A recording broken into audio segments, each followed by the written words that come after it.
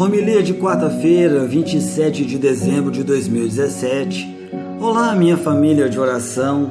A paz de Jesus e o amor de Maria. E que o fogo do Espírito Santo possa estar hoje sobre você e em sua casa neste exato momento. Eu me chamo Giovanni Medeiros e venho meditar a liturgia de hoje com você. Quero iniciar te desejando a paz de Cristo. Saúdo também com a paz de Cristo e louvado seja o nosso Senhor Jesus Cristo pela vida de cada irmão que está ouvindo esse áudio hoje e que o Espírito Santo possa fazer hoje também morada aí no seu coração. E que o Espírito Santo possa atuar na sua vida trazendo em você uma efusão do Espírito Santo. Que você possa receber uma chuva de bênçãos, uma chuva de graças, para que nada mais incomode a sua mente, incomode o seu pensamento, e que o Espírito Santo possa te guiar este momento e guiar também o seu coração para aquilo que Ele tem para falar contigo no dia de hoje. Também venho convidar você, meu irmão, você, minha irmã, a compartilhar comigo a homilia de hoje. A primeira leitura de hoje foi do livro de São João. No breve prólogo da sua primeira carta, São João expõe os critérios para entrarmos em comunhão com Deus. Oferece-nos também um itinerário de fé e indica as defesas a usar contra o pecado.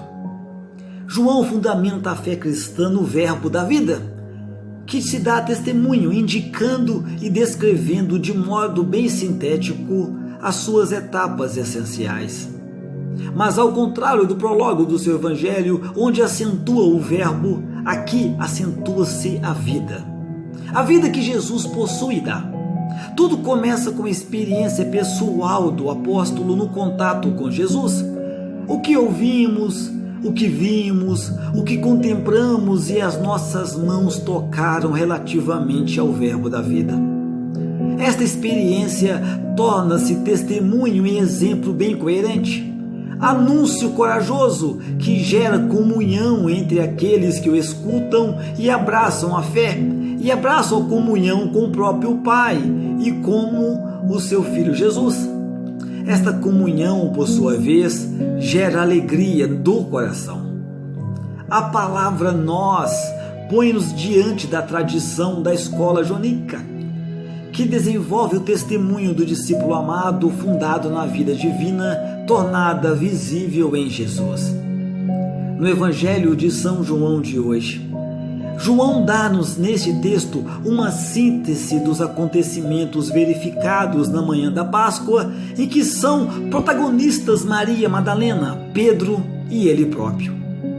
A noite espiritual em que tinham mergulhado os apóstolos está para dar lugar à experiência de fé, que começa junto ao túmulo vazio, sinal da presença do ressuscitado.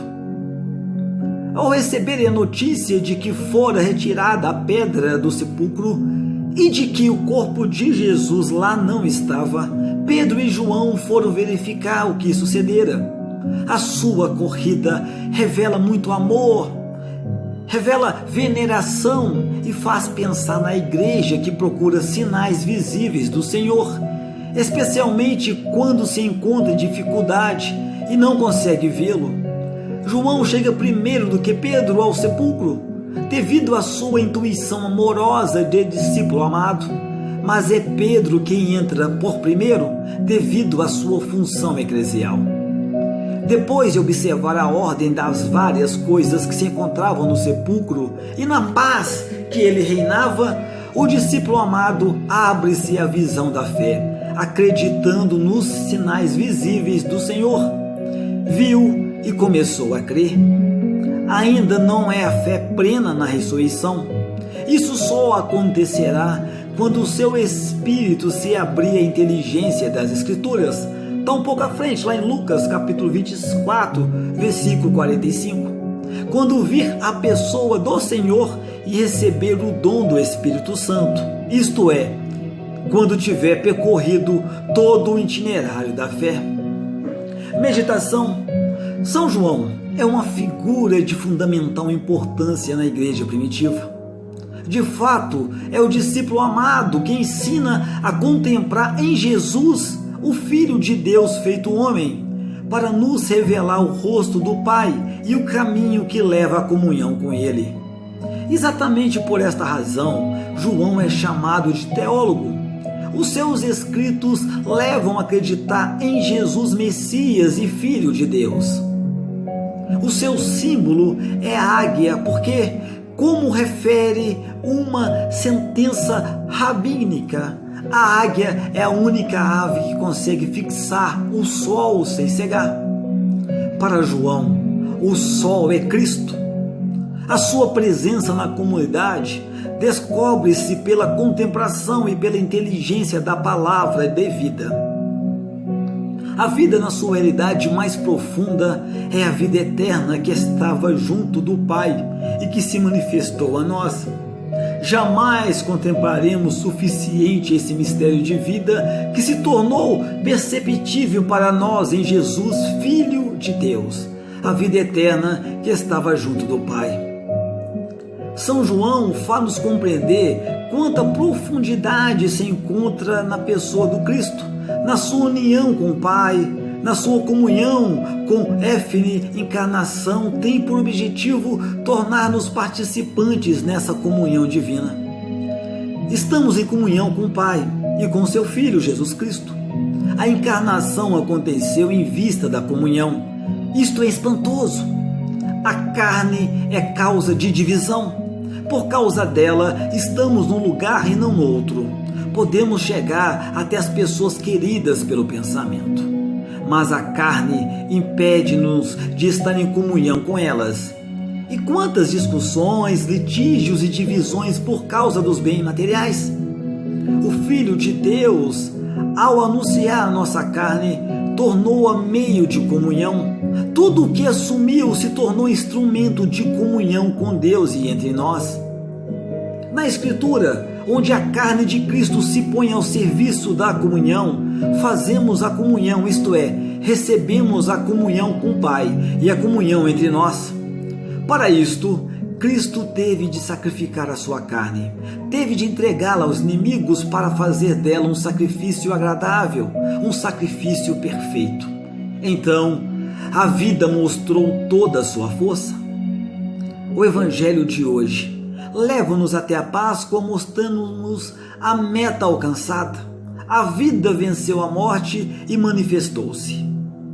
O que João viu foi esta vitória da vida, manifestada no sepulcro pelas ligaduras, pelo sudário. O corpo de Cristo já não está no sepulcro, porque a vida triunfou. Mas Jesus, encarnado, está sempre conosco, porque a vitória sobre a morte foi alcançada para nós.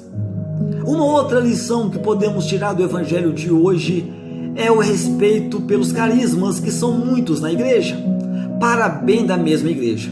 João, que tem o carisma da profecia, é respeitado. Pedro, que tem o carisma da instituição.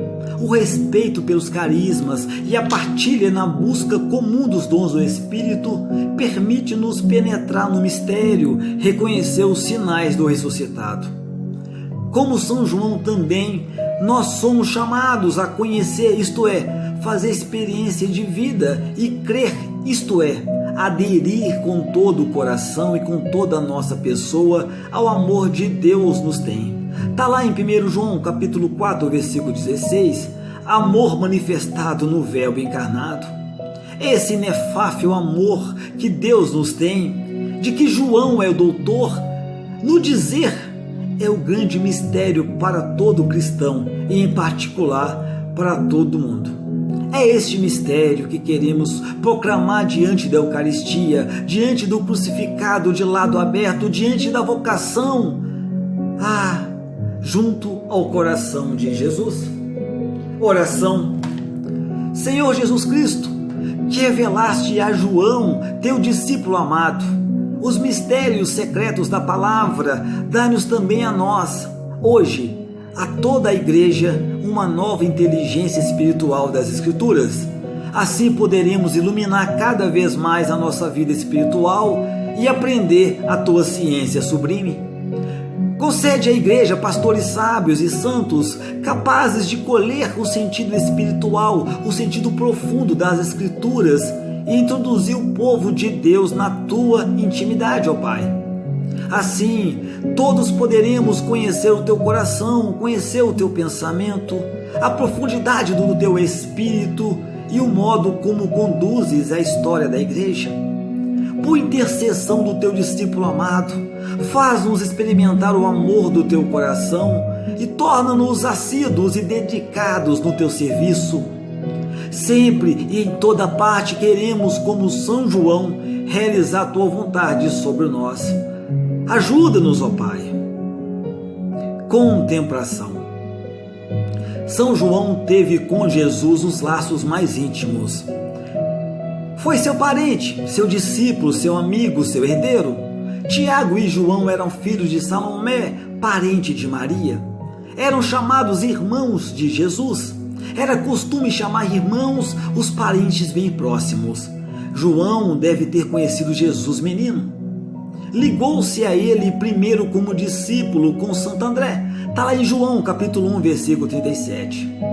Tendo ouvido João Batista chamar Jesus Cordeiro de Deus, deleitou-se com esse nome, meditava-o sem cessar e lembrava muitas vezes no Apocalipse. São João está sempre junto de Jesus.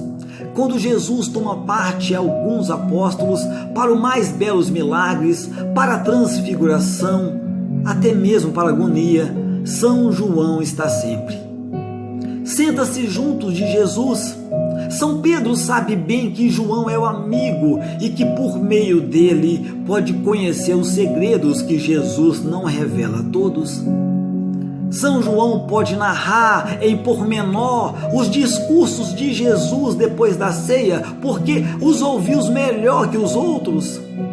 São João ama como é amado, segue Jesus por todo lado, segui-lo até o Calvário, assiste à morte de Jesus, ao golpe misterioso da lança, à sepultura, vê de perto o lado de Jesus aberto, abraça-o sem dúvida, como um dia havia de fazer São Francisco. São João é o herdeiro de Jesus, que lhe legou a sua mãe e necessariamente com ela as habitações de Nazaré e as lembranças. Jesus disse a Pedro que João devia esperá-lo e recebê-lo na terra. Ao rever-se em Pátimos, São João reencontrará lá o divino Cordeiro de lado aberto. Agno Ossicium, que pupurgeturu, ó divina amizade, que merece contemplação, que merece uma admiração eterna. Irmão e irmã, vamos repetir frequentemente e viver hoje a palavra? O Verbo fez carne e nós vimos a sua glória. Está lá em João capítulo 1, versículo 14, repito. O Verbo fez carne e nós vimos a sua glória. Salva e paz, e que Deus te abençoe. E meu amado, minha amada, nunca, jamais se esqueça, Deus ama muito, muito, muitíssimo você. Toma posse.